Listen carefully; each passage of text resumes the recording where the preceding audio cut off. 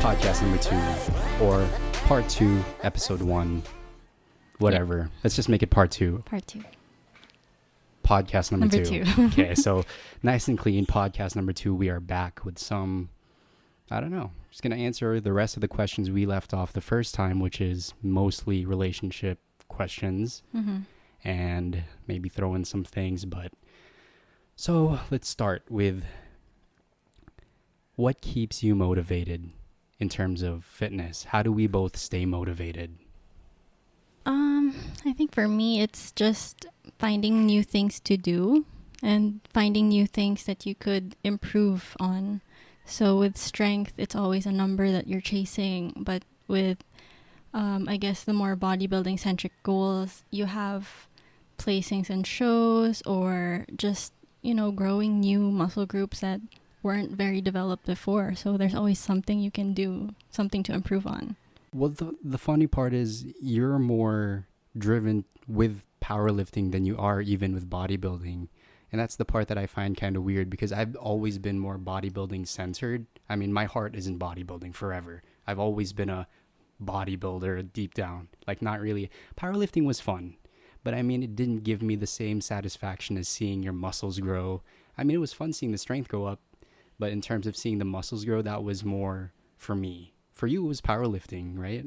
Yeah, at first it was powerlifting. And then eventually when I saw how similar the two actually were, it became less of a strength versus bodybuilding thing. And it just became a phase kind of thing. Like phase 1 is strength. Phase 2 is building the muscle for that strength. So when the two became power building for me. Power building. Yeah, power building. So when it became power building, there wasn't so much of a tug of war anymore. It was kind of a synergistic thing. So I didn't have to choose anymore. Yeah.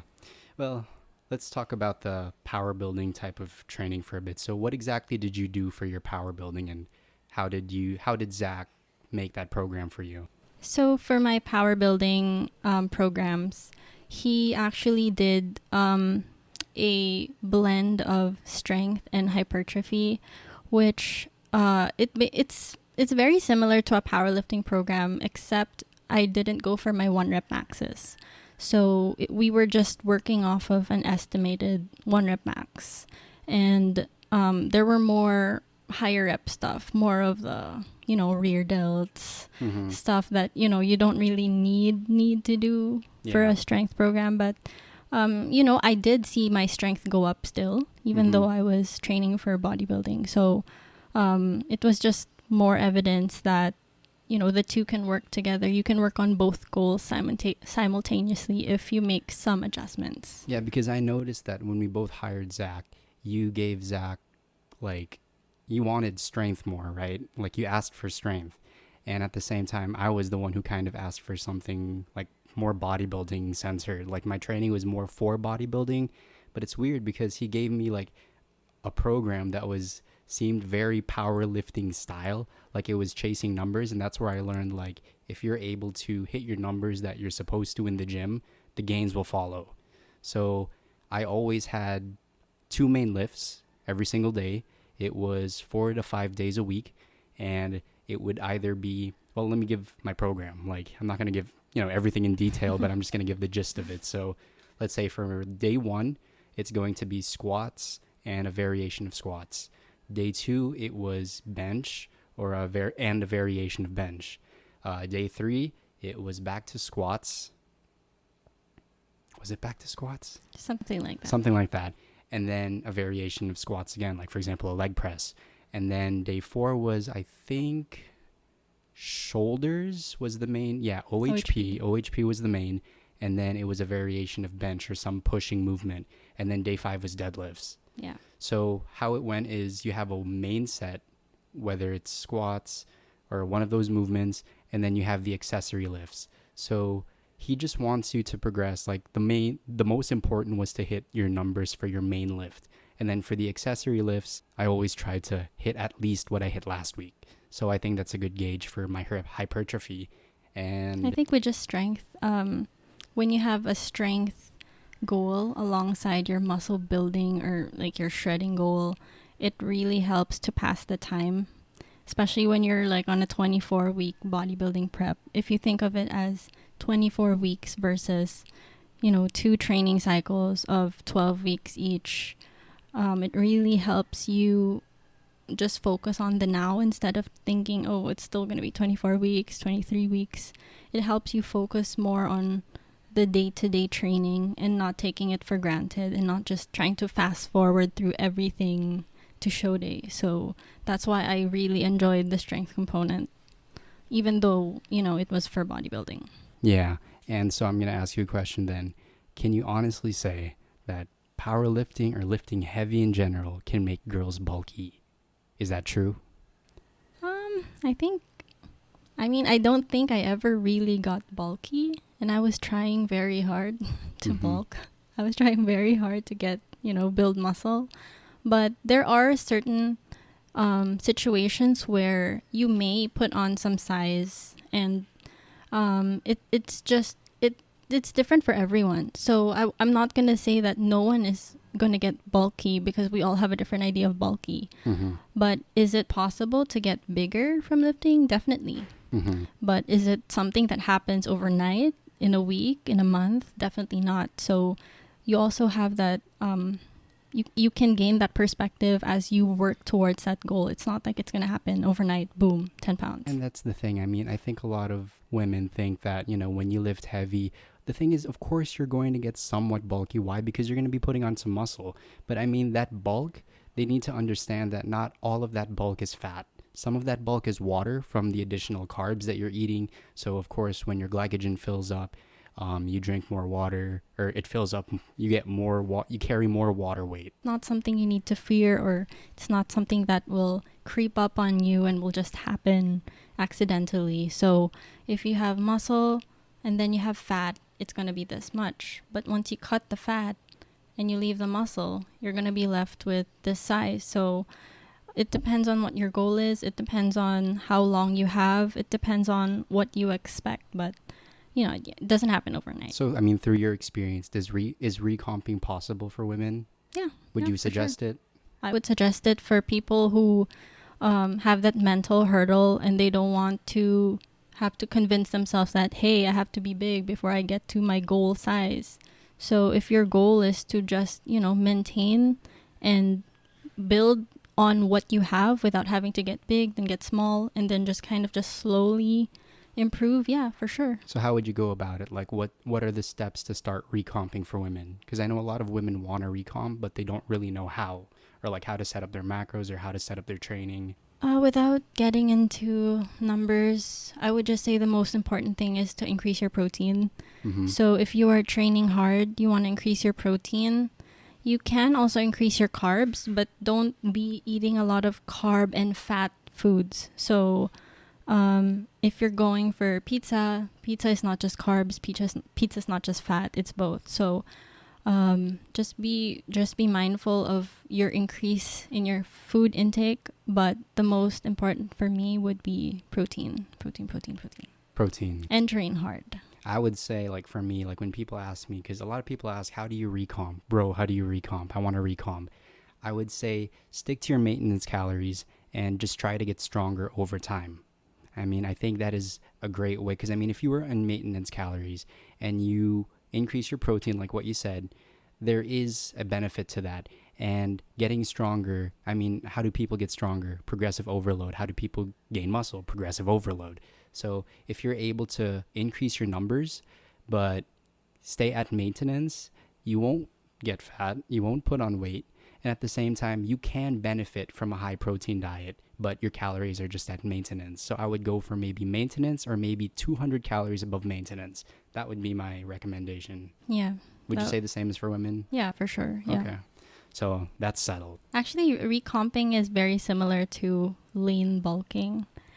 Yeah. I think just the goal is to build muscle without getting fat. Yeah, we get caught up in the name so much that, it's just try to put on muscle without putting on too much fat. Yeah, just don't go nuts with the food. Yeah. That's all it really is. don't go dirty bulk mode. Yeah, just don't go nuts. Train hard. Train with progressive overload in mind. That's it. Okay, so let's take it away from training a bit and let's put it to this one. What are the same values you both have in a relationship? We're both very honest. I mean, I am. Talaga? I'm brutally honest. So when something is bothering me, I'm not shy to tell him if it bothers me, and he also is very open to me when it comes to things that I do that he's not happy about. So we're not the type to hide things from each other when it comes to things we could improve on for the other. Exactly. And I mean, one of the questions here is, how do you keep the fire burning? I mean, we're always, it's such a weird question. How do you keep the fire burning? No, but seriously, so how do you keep the fire burning? The way I see it is, couples have to do new things together. I mean, I think that's one of the most important things. I mean, we've been not experimenting, but I mean, we've been doing new things ever since. Mm-hmm. I mean, there was that 1 year when, no, I would say. Yeah, it's just we've done a lot of stuff together, even though it's not necessarily an adventure to other people. To us, it was, these were small adventures that we took even when we were very young, even when we were newly dating. So You were 16 and I was 17, 18 at the time. yeah, so our first boat ride together, our first plane ride together, just lots of firsts. We had a lot of firsts that we experienced together. So when we would travel to a new place, that good feeling, that very light and floaty feeling, you tend to relate that to the person you're with. So of course, whenever we would do fun experiences together, you kind of equate that to the person. So it would help us just be really. Want to know an even stronger emotional bond? What about dangerous things? Doing dangerous things together. Well, we never sought out any dangerous things. We never sought out, but sometimes there were some things getting held up together. Yeah, that was one. That was one. So the first time I realized that you were serious about me was when we were in one of those vans. UV Express. Yeah, the UV Express land travel van. And we were in the middle of nowhere. We had no idea where we were, what region we were in. And it was in the middle of a field. Like we were surrounded by fields, no light, no anything. And then our van stopped. And out of nowhere, it wasn't broken, it wasn't anything. And then our driver meets up with someone who comes out from the field who does not look like a tour guide whatsoever. So they were talking. And he was asking if he had a plate. Yeah. Blaka. Yeah, they were asking random stuff that had nothing to do with our tour. So we were like, okay, this is it. Yep, this is it. So 1 year pa lang eh. Not even. Yeah, we were dating for less than a year, and when it was starting to escalate, the driver and the one he was meeting up with, accomplice. Yeah, his whatever, his meetup. He actually covered me. He covered me with his body. Yeah. He shielded me with his body, and I was like, wow, that's nice. I guess he's serious about me. So, yeah, that was the first time I realized that he was actually really into me. Yeah. Yeah. So, speaking of difficult times, yeah, people want to know about prepping together and going through prep as a couple, which I believe is so much fucking easier than if it were one person alone. Do you have to swear? What? It's my podcast. I know, but you're gonna get demonetized. No. Anyway, so when it comes to prepping as a couple, this is somewhat related to what we said earlier. So it's the good times and the bad times. Yeah. So with a prep, you have both. You definitely have both. You have those days when you just feel really, really bad. You don't feel like doing anything. You feel moody. You are hungry. You are cranky. And the other person can make it worse for you or make it better for you. So thankfully for us anyway, we were able to help each other a lot Yeah, so I mean, we should talk about the times that we prepped alone or prepped together. So it was Mutant 2014, me alone, and then it was Gemelin 2015, you Me alone, alone. and then we both started prepping for SRC Both of us. 2015, Yeah. both of us. Yeah, exactly. And then I went to another local show in Bulacan. Yeah. Yeah, I did one of those. So One last one for the year. and then 2016 was Arnold or no? Was that Arnold? Mm-hmm. Are you sure? Yeah. That was less than a year after SRC. Okay, so 2016, Pat prepped alone for the Arnold Classic Asia in Hong Kong. And then 2018 was Muscle Showdown? 2018. Was that Vietnam? Yeah. So that was, not Muscle Showdown. 2019. Okay, so oh God, I'm forgetting the years. So 2017 was what? Anyway, so we did our fair share of solo preps Yeah. and couple preps. So we can both compare his solo, my solo, our couple. So my experience with my solo prep was it's always harder for me to prep alone because I want someone to suffer with me. I want karamay. It's true. Like, I don't like it when you're enjoying and I'm not. That's true. Like, That's I very don't like true. it when you're eating whatever you want and here I am stuck with my food. Exactly. Okay, so I think that is the biggest thing when it comes to prepping. I mean, if somebody's doing it alone, think about how dinners are going to be. One person can't eat and the other can. The other wants to eat, the other can't eat, and vice versa. So, I mean, it's so much easier when you're prepping together and you both go out when you guys plan it. Yeah. So, for example, you schedule your refeeds together, or maybe you get a cheat meal, maybe you get an untracked meal, maybe you are going out and you're not even having an untracked meal. You're having a, an if it fits your macros kind of meal. So, Yeah.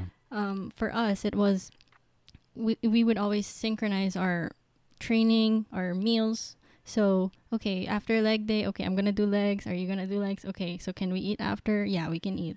So, that's the difference between a couple prep and a solo prep where, you are basically adjusting to the other person because you don't want the other person to have to go through a prep even though they're not prepping. Exactly. So Yeah, you'll be the and one to adjust. Yeah, and I think that is the biggest thing.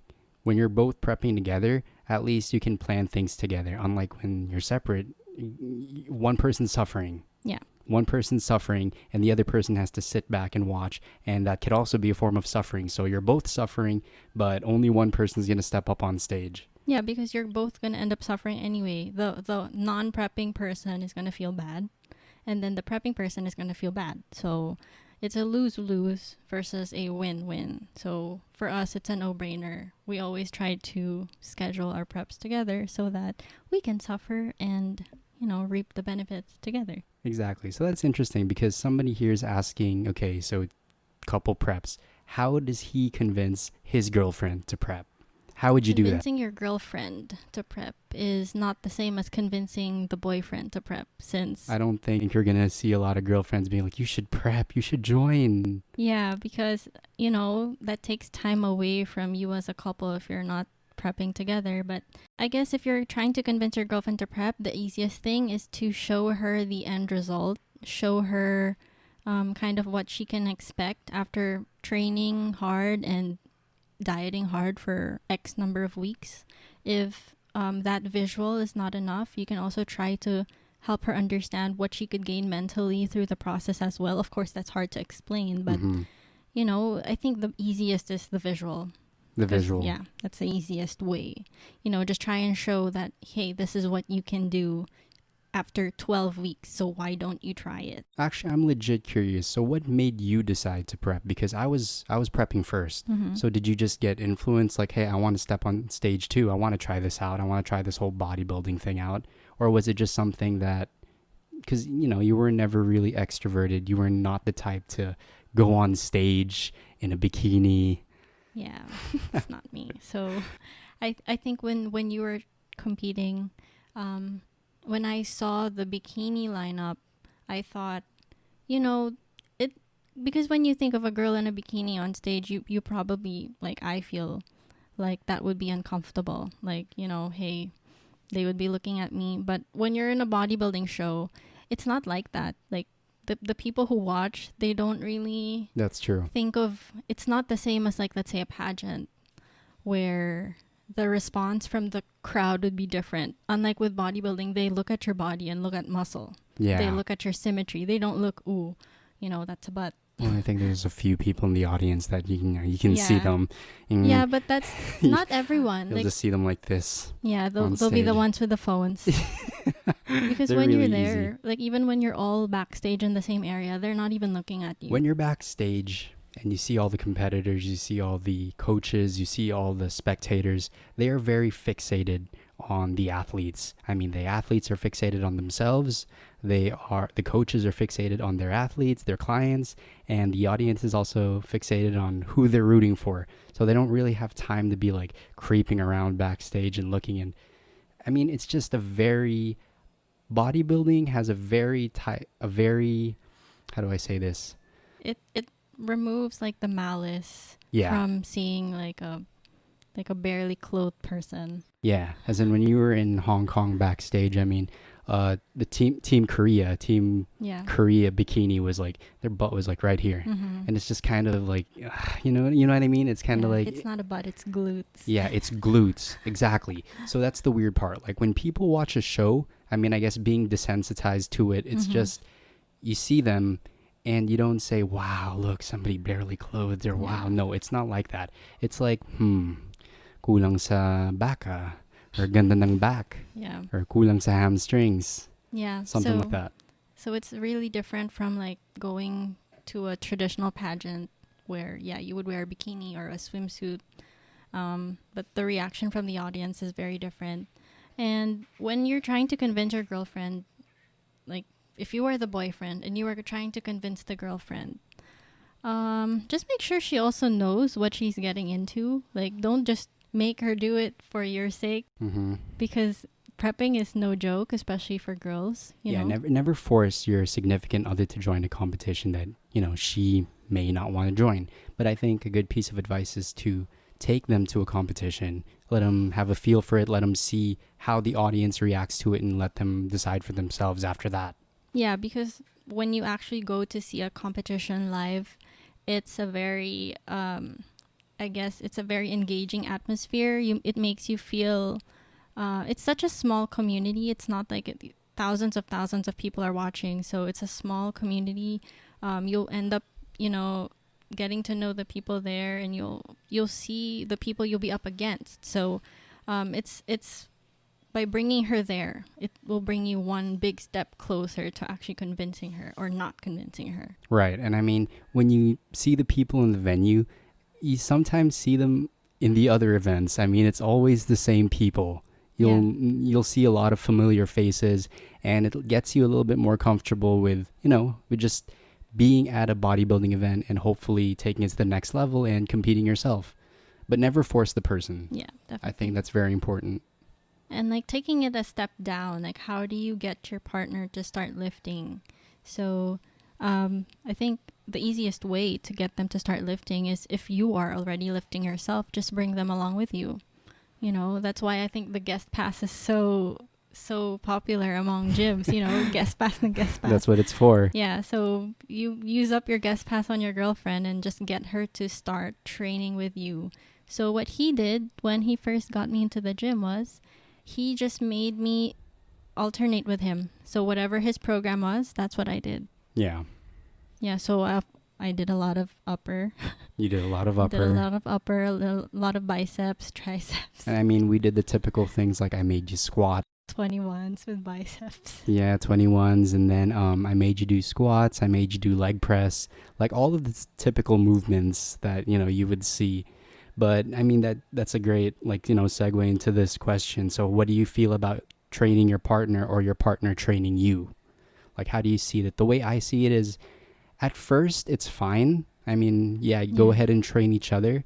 But when you guys get more serious with training... Probably not going to have the same goals. Exactly. So there's no point in you training each other if not just to be with each other. I mean, if you're doing it just as a couple activity, that's fine. But if you are, both setting out to accomplish your own goals, then it's not it's not really conducive to. It's not really a good idea, I think, to train each other one-on-one. Here's the thing. If you guys did exactly the same workouts, like you guys both did each other's workouts, you're going to have guys with massive glutes, and then you're going to have girls with massive chests. I guess it would be a weird looking. Yeah, exactly. Like you got to train. Be like, why do I have pecs? Yes, like, exactly. Babe, why do I have pecs? So yeah, I actually have no problem with it. If let's just say we had the same goals, I wouldn't have a problem training. Exactly, but I mean, different guys have different goals, and different, when you're a couple, you guys have different goals too. So, especially with the body parts, that's the biggest thing there. Yeah. So you can't train the same way if you want your glutes to be bigger, if you want your legs to be smaller, if you want your arms to be bigger. We all have different goals, guys. So, yeah. Well, one of the questions is, would we ever compete in powerlifting again? Maybe. Not anytime soon. Yeah. Yeah, just not anytime soon. I enjoyed powerlifting for a while, but I mean, it just wasn't something that my heart is in. It's never really been something my heart is in. I mean, I use it for training, but I never really want to compete at that level because I guess just for me, the risk of injury isn't worth it. That's my thing. Yeah, we noticed that when we stopped like the powerbuilding style of training, and we shifted more of, I guess the more old school, what you would think a bodybuilding program would be, higher rep stuff, not as much of the high intensity stuff, more than 85% of your RPE, stuff like that. So rate of perceived exertion. Gotta tell them the terms. Quiet. Gotta tell them the terms. Okay, so when we were doing power building before, we would do slightly heavier lifts, right? Now we are doing less of that just because, we are not at our main training facility. We are training at home. Yeah. Second is we're not prepping for a comp anytime soon, so we are kind of off the gas a bit. So what we did notice when we did try to lift heavier, we just tried to dip our toes in the slightly heavier percentages. It kind of hurt. Yeah. Kind of hurt. So, it's not something that you can just jump back in again. So, given that we kind of came out a bit and now we have to go in again, we feel that it is safer for us to do that slowly. And right now, there's just no rush to do that. Right. And for bodybuilding, how do you explain the post-show rebound? Because here's the thing. It happens to everybody. Everybody's going to rebound. And the way I see it is, the harder you prep for a show, the more drastic your cut is, the leaner you are even, the harder your rebound is going to be. For the post-show rebound, it has a lot to do with your set point.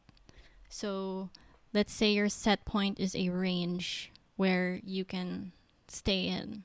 So for some people, they're on the upper end, a little more fluff. Wait, let me cut you off there. So let's talk about set point. Set point is where your body, it's like your body's natural thermostat. That is where your body likes to hang around.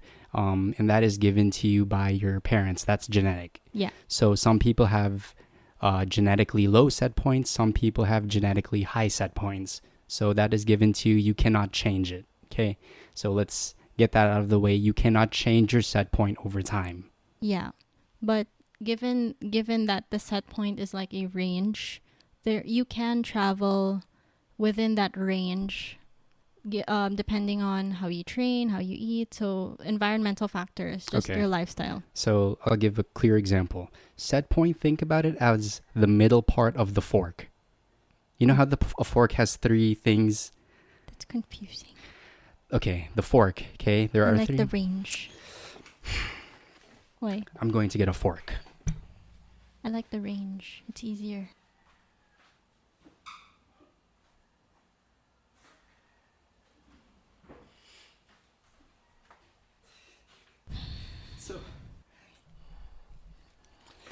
So I just realized the fork has four things. So let's just say the fork. It's a range, Miko. It's a range.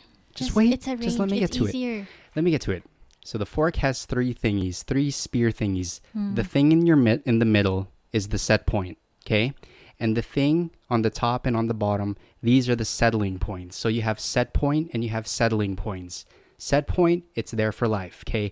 And you can go within the range. Settling point. No, anyway, okay, we're getting confused. But anyway, so Miko, don't start now with the set point and the settling point. Okay, so let's say you are on, you maintain on the heavier side. That's just where you're happy. That's what's easiest for you to maintain. That's where you would be if you weren't dieting.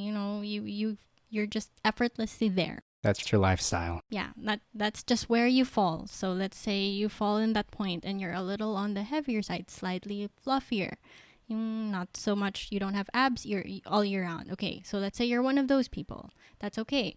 But if you were to try to get stage lean, you have to think about how far you would have to go, how much weight you would have to lose, how much fat you would have to shed. So the more fat, the farther you are from stage lean, the harder you are likely to rebound after the show. And this is not just because of how much weight you have to lose, but think of the mental side of it.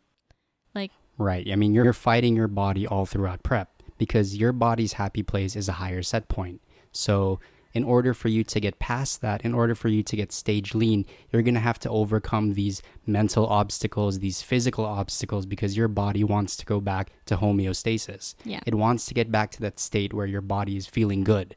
So the rebound is going to be much harder because of that. Unlike if you're someone with a lower set point, it's easier for them to get lean.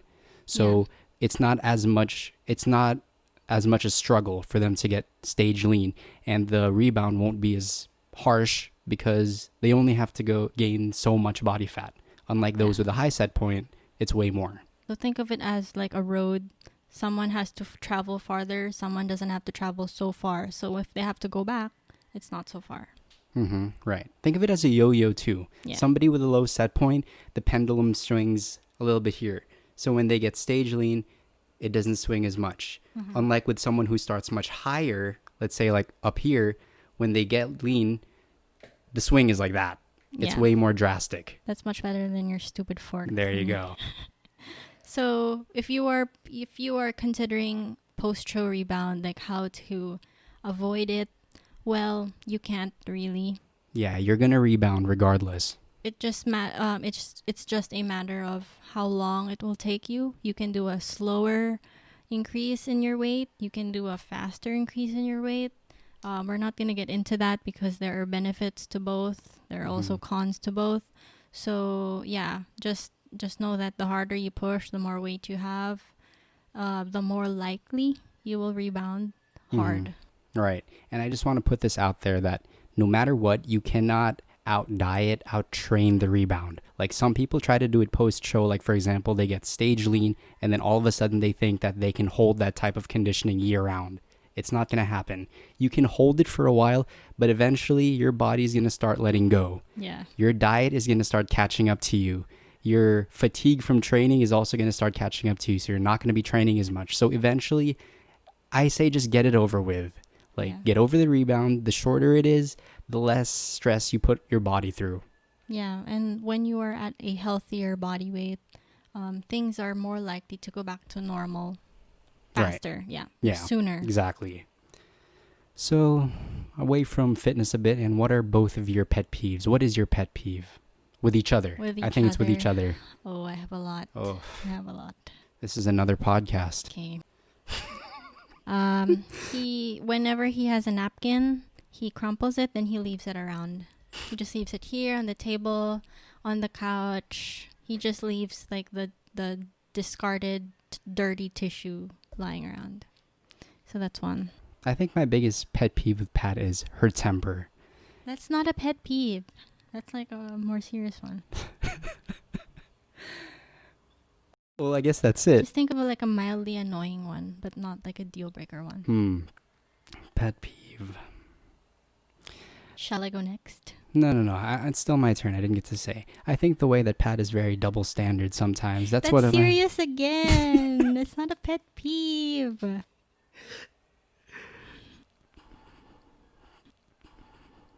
It's true. Not a pet peeve. It's true. Pet peeve. That's a peeve. That's not a pet peeve.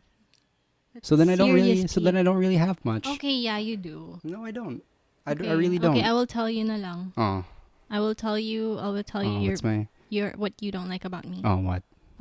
When I forget things and we're already in the car, Yung... and then we have to turn around. Yeah. Turning around. I hate turning because around. I forget things. I just hate it so much. So, yeah, that's a good one. When she takes long in the bathroom. I do not. You're the one who takes long. My pet peeve for him is when he eats something and he's like, babe, I have to go to AF. I have to go to AF. I'm going to miss that so much. Because he has to go use the bathroom. It's like, oh, babe, I'm going to go to AF first. Stop it. Another thing is when... I thought of another pet peeve. I hate it when I'm talking to you and you're on your phone and you're doing something and you don't hear me. I hate it. I hate it so much. Yeah, he does. Yeah. Like, like when I'm trying to have a conversation or I'm just trying to ask you something and then complete silence. Okay. Yeah, okay. Fine. Good. Are we good on the pet peeves? Yeah, that's enough. Okay, so another one of the last questions here is, what do you guys do for work? Okay, so for work, we both do freelance work. I actually started doing freelancing before he did. I started in 2010, I think. So while I was in college, I would do these just odd jobs, and eventually I started taking on more jobs. Eventually, clients started...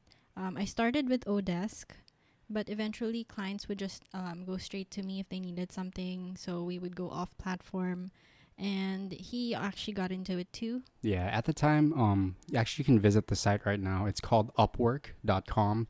Before it used to be called Odesk. So that's the website. It's a freelancing website. It's kind of like Craigslist, where they look for like writing jobs or like graphic design or video editing or what have you. Yeah, so you can find so many jobs. You can also find so many freelancers you can hire if you're looking to get work done. So I think when I started before and I would tell people about it, a lot of people would be like, is that legit? Is that site legit? Baka scam yan. Yeah, it's legit, guys. It's super legit. Yeah. So, I mean, there are some projects and clients who are difficult to deal with, but that's just all part of it. I think it has helped us. It had. I think over the years, we have just found ways to become more efficient. Yeah, and we've learned to see like the good, like the legit clients from the scams, because there are scams on there. There really are. Yeah, and we've just it evolved into something that is sustaining us right now. It is something that we are both putting about 20 hours in every week. Yeah. Let's say 10 to 20 hours in every week, so something like that. It's very flexible because we have, made it to be this way over the years. And that's why, going to the last question, how do you guys get to travel? So when you don't have a set schedule, when you don't have to go to an office, you can travel. Right. And I mean, that whole freelance thing that we've been doing since we were in college, we've been saving up from that. And just allowing yourself to be able to work on your own time, I think, is just so understated in terms of work and work culture, because when you work for yourself and when you're able to earn for yourself, you don't have to report to anyone. Your schedule is free. You have more time to work on things that'll benefit you in the long run, like for example starting your own business. Yeah, so eventually we ended up starting our own business in 2017. So aside from our freelance work, we both own BootyBandsPH, which is we sell fitness. I think everyone knows this, but we sell small fitness equipment and fitness accessories. Just look at the website. So but, yeah, that's we mentioned that in the previous podcast. But yeah, we own that, and yeah, we do freelance work on the side. So that's how. I guess a lot of people would ask us before when we were in the gym, like, are you trainers? Why are you always in the gym? Yeah. Like he would always get that question, Yeah, like, why are you always in the gym? Are you a trainer in the gym? Do you accept one-on-one for personal training? It's like, no, I'm a member of the gym. I've never been affiliated with the gym. He's just always I'm there. just always at the gym because I have such a flexible schedule. So Yeah. yeah, it may look like I work there, but it's just because I work at home and I can afford to be at the gym all the time. So Not afford as in time based. yeah. But yeah, that's pretty much why, we would be in the mall during office hours. So it's because all we need is a laptop and internet in order for us to work. And once we finish the work, we're done. That's Yeah. it. So that's one of the, I guess, most asked questions Right. out of the bunch. It's a lot of people seem to be curious about what we do because I guess it's a schedule thing. Yeah, and another thing is rates tend to be cheaper when you are a freelancer. Why? Because when everybody has the 9 to 5 schedule, airlines know when to jack up the prices because airlines also know when there are holidays. And since it is a holiday and people are willing to, that's the only time they can kind of go on vacation, you can jack up the prices. And they have the ability to do that. Unlike when you're a freelancer, you can really take advantage of the off-peak rate. Exactly. Which is what we try to take advantage of. And yeah, I mean, it all boils down to flexibility. Like we still work hard. We work, I wouldn't say we work a lot. Yeah, we work a lot. No, we work a lot. But it has also come to the point where we have become more efficient in what we do. So if we spent more hours before doing one task, we now spend less time doing that. Exactly. We learn to work smarter and more efficiently. Yeah. So working from home has been something we've been doing.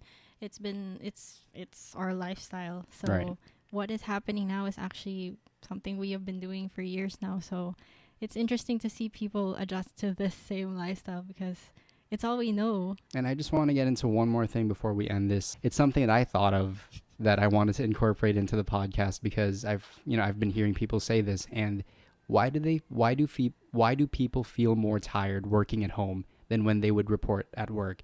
And the way I see it is, at home is a place where you can unwind. And ever since this pandemic, people have been working at home, so that work and unwind line has kind of been skewed now.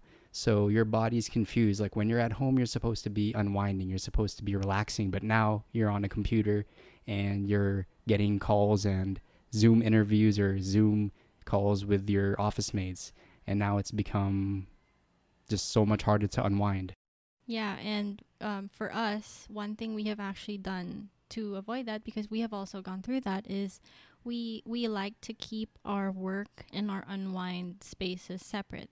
Yeah. So we have an office area, which is, I guess it doesn't really look like an office, but this is the office. Yeah, this is the office. So we get work done here. This is like our work area. So when we are here, our minds are set to get stuff done. Work mode. Yeah. But when, let's say, like for me, if I'm in bed, I will not bring my work to the bed which I actually sleep in. But, I may bring it to another bed, like in a spare guest room or maybe in the living room. But like I don't bring it to where I sleep or where I read. Yeah, and I think that's very important because if you're able to take your workplace to a separate room, that's good. If you can, at least put up a desk and work in that designated area in your room. I think the worst thing you can do is get a laptop table and start working on your bed directly, because now your body's all confused. Like, this is exactly where I sleep. This is where I am meant to unwind. This is where I watch YouTube videos. This is where I watch Netflix. And now I am answering calls for meetings. And it's just so hard for your body to put those two things apart and, differentiate that space. Yeah, but let's say you only have like one room or let's say a studio to work with. Like, we understand that some people live alone. Like, let's say they're away from their families or they live alone. Yeah. So you only have like this space. You don't have your family home to work with. So what I suggest is small things matter. Like, for example, if you're working, change your posture. Don't be lying down. Like, don't be on your side if you're working. If you're working, sit up, get into like your work posture. Or if you wear glasses, then wear your glasses. If you're Yeah. done, take off your glasses. Yeah, don't just be in briefs and boxers. Mag-dress shoes ka naman.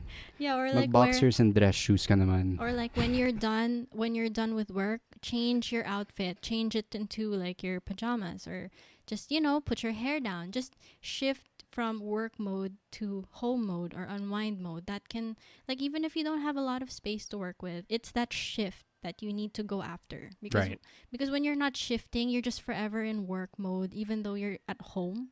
Like, that's what drives people nuts. That's also why some people have a hard time working from home, Yeah, because they don't know how to work from home. exactly. They are at home trying to work. Yeah. Oh. Ah.